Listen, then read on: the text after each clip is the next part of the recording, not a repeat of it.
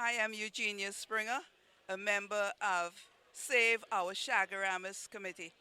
With me is Roxanne Mohammed, another member of that group, and Dr. Carol James, also of that group. Flanking us are two gentlemen from the Malabar group, from the Malabar Residents Association. from the Malabar Residents Association. We are all caught up in the same struggle. So here after the meeting, the MSJ meeting today, we decided to get together. Uh, the problem in Chaguaramas, as is widely known, is that the CDA has been given some sort of authority to do what they want down on that peninsula. And they have been very aggressively and disrespectfully trying to displace the farmers from lands they occupied many years. I have here one of the youngest members of the farmers group, and I want you to tell me your name, sir. Name is Shubat McKee. Sherbert McKee. Sherbert, how long have you been doing farming down at the Chaguaramas Peninsula? I have been there for over 20 years, but I took it over from my grandfather, who was there a further 20 years. So basically, the land is over 40 years been cultivated. Okay. And we have also here one of our oldest members, Mr. Philogen St. Martin. Mr. St. Martin, how long have you been down there in the Guave Road farm? About 19 years. 19? 19 years. Yes. And what do you plant? Plantain. Tell us what happened to your last crop of plantain. When I left Wharf Road Friday, everything was intact. But I was surprised to hear when I reached here today that they destroyed my garden. Now, when you say everything, what acreage, what are you talking about? How many plants? Well, that is the third time, the fourth time they destroyed my plantain. Once they chop down, and sometimes earlier this year, they bulldozed about 800 plantain plant. I planted over back, and I hear they bulldozed it again last night. How many plants did you put down? Well, like last night, it's almost about 1,000 plants. And how old are you? I am 84, almost 85. On the 29th of this month, I'll be 85. Thank you, Mr.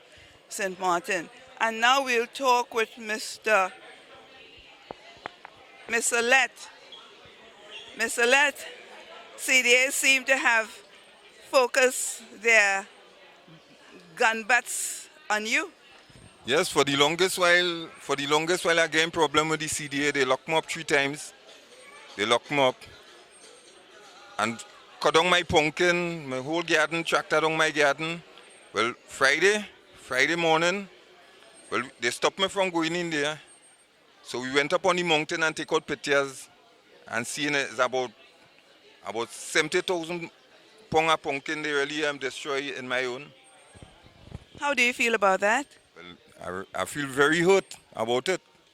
Yeah, because all my little money was pelt out. I lost everything right now. Yeah. And your labor also. Yeah, everything I lost. Everything. All my can, everything I lost because they tractor down the whole place. Yeah. Somebody said that we have just 5 farmers in Guave Road. Would you say we have more than 2 scores? A score being 20, we have more than 2 scores of farmers there? Yeah. Thank you. Yes, that's my understanding. These farmers have been very traumatized.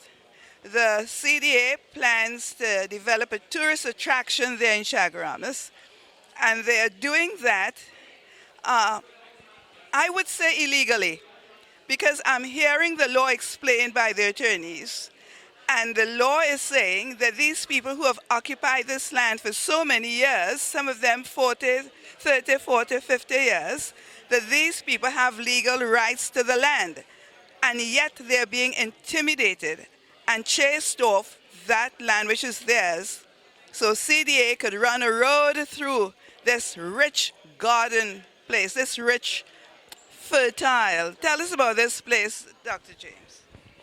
Well, Chaguaramas represents one of the last pristine areas of our country with fertile agricultural land, class 1 agricultural land, that is one of the purest sources of water. It's an aquifer. The huge aquifer in our country is situated in the Tucker Valley. And when the developments that are proposed by the CDA take place, they will be affecting the ecosystem, so that concrete poured into a wetland area will affect the ecology.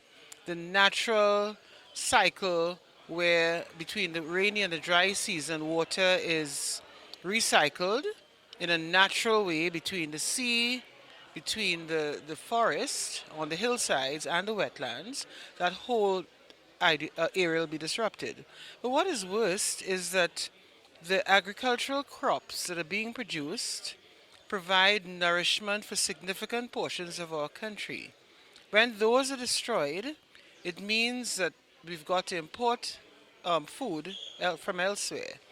And more often than not, the food that's imported tends to be sprayed with chemicals to preserve it in its passages to Trinidad, or highly processed, over-processed to the point that it can cause health effects, health impacts upon all of us, and yet we're destroying prime agricultural land. I wanted to add here, Carol, that Joseph Richardson, one of the pioneers, they think he's arrogant, and if you come into my house and you push it down and you destroy my means of livelihood and my neighbor's means of livelihood, I guess I will be more than arrogant. Joseph has indicated that they have this blue steel dasheen. Roxanne and I went into Let's Garden, and he gave us some of that dasheen, and it just melts in the pot and melts in your mouth. This dasheen has been there for many, many years. This is old dasheen plants, and when you scrape the soil and you scrape all the roots out, you're losing a generation.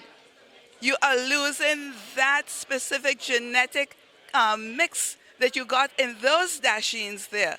So you're not going to get back those dasheen if you destroy them. And that's like a crime against nature. And these farmers live very peaceably there with the spider and howler monkeys, and with a beach that we have been able to enjoy. I want Roxanne to tell us something about what is threatening our ability to enjoy our beaches along that stretch of the Chaguaramas Road.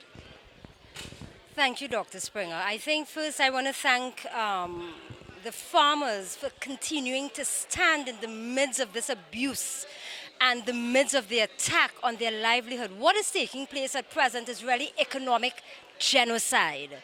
These are men we are seeing in front of us who cannot right now, their sole source of income is farming. Men and women. And women. Their sole source of income is farming. And this government has probably within about 12 to 15 months, destroyed things that have been there for generations. So trees that would have been producing mangoes have been destroyed. 20, 30-year-old trees have been chopped down.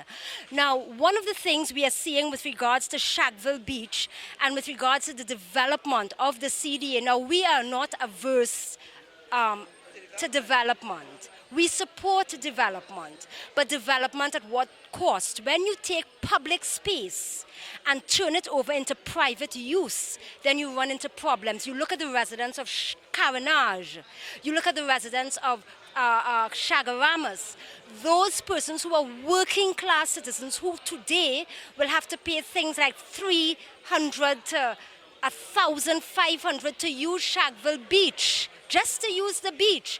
You are hearing of greater impact, negative impact with regards to the use of that public space. I think it's important that as a community, Trinidad and Tobago, we need to all come together, support the farmers, but recognize that this is impacting and affecting us all. So when you hear Mr. Let cry, that is not a cry for Wayne Let alone as a farmer who has lost over 70,000 pounds of pumpkin over the last 2 days. Matured pumpkin. 70,000 pounds. When you hear Mr. Philogene Martin cry out, it is not one man. He lost 4,000 plantain trees. He stood up again and he planted another 4,000. They bulldozed those again. And then he did it again. And today we are hearing, after being on the land with the farmers yesterday, today we are hearing that they went back and they bulldozed again. Now that is a mark of aggression by an administration against its citizens. What do we do? Do we sit back and say, here every creed and race find an equal place and laugh and sing? No. But I dare say that we will follow the laws of the land and we are engaging in legal action, and hopefully within the next few days, Dr. Springer and those who are listening, we will get some redress. Thank you. Thank you. We have with us, you see, this is not just a Chaguaramas issue. This is a national issue. And today we met here with the MSJ folks, which they give us a platform to voice our issues. And we have here the representatives from Malabar Residents Association. Good evening. I'm here representing the Malabar Residents Association, who have had cause to take issue with the government and the Ministry of Planning and Sustainable Development to occupy lands, to take lands from residents and citizens throughout Trinidad and Tobago by force or intimidation, not to use for purposes that the citizens and the residents of this area, like the Guave Road farmers who have been there for over 50, 60 years on these lands, and they are being removed forcibly by destroying their crops. No form of recognizable meeting or discourse with them before this destruction was done. We are hearing the government now trying to pass a bill saying that persons who, as recent as 2014, will be given tenure, land tenure. These people have been there for generations, providing food service. We are speaking about how much agriculture is at a shortfall in Trinidad. Producers are at a shortfall. These people have been producing quality products to their country and their community. And you are looking to remove that, destroying your wetlands or the lands that they have been using, fertile lands, some of the most fertile lands in this country. Like as Dr. James said before, some of the best water source in this country. Previous to this government, let's not say this government has been solely responsible.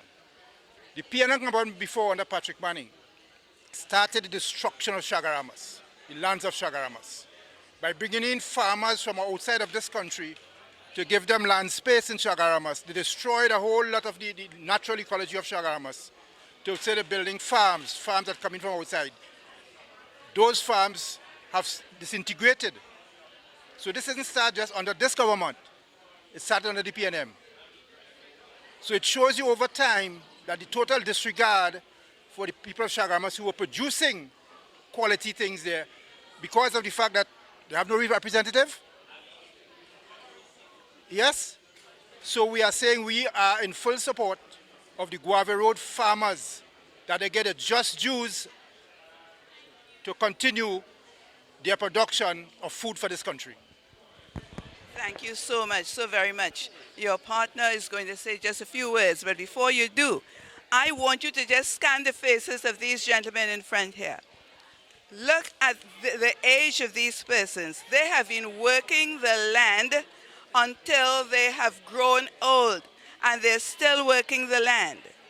Now you have many of the younger ones working the land, but they were passionate enough about this to find themselves here this evening. These folks should be respected at this age. They're senior citizens. They should be respected and encouraged to do sustainable work. And I really am upset with this government for the level of disrespect it has been showing our people. It's not just the farmers, because today we have heard complaints from all over this country about land grabbing, people having deeds for land that belongs to other people. Let's hear from one more member of the Malabar Residents Association. He won't be long. Yes, my name is Willis Grant. I am a member of the Malabar Residents Association. It is important for us to know as individuals, as people of Trinidad and Tobago, that land is a limited resource. And since land is a limited resource, if we use the lands that are available for certain processes, such as agriculture, for other purposes, then it's not going to be the right thing that we are doing. It would mean that this cannot be sustained if it continues on a regular basis. It is our opinion and it is our hope that the government would understand what we are talking about and what is taking place, and that they would see the need to retract certain policies that they are taking, and that we would be able to have our farmers do what they are doing for the benefit of our nation. Thank you. Thank you very much. Thank you, farmers. And we are praying with you that soon you will be unharassed on your land. Don't forget, it is your land. It is not CDA's land. Don't ever think you have to ask them permission to do anything. It is your land, and you have a right to work your land. And we are with you.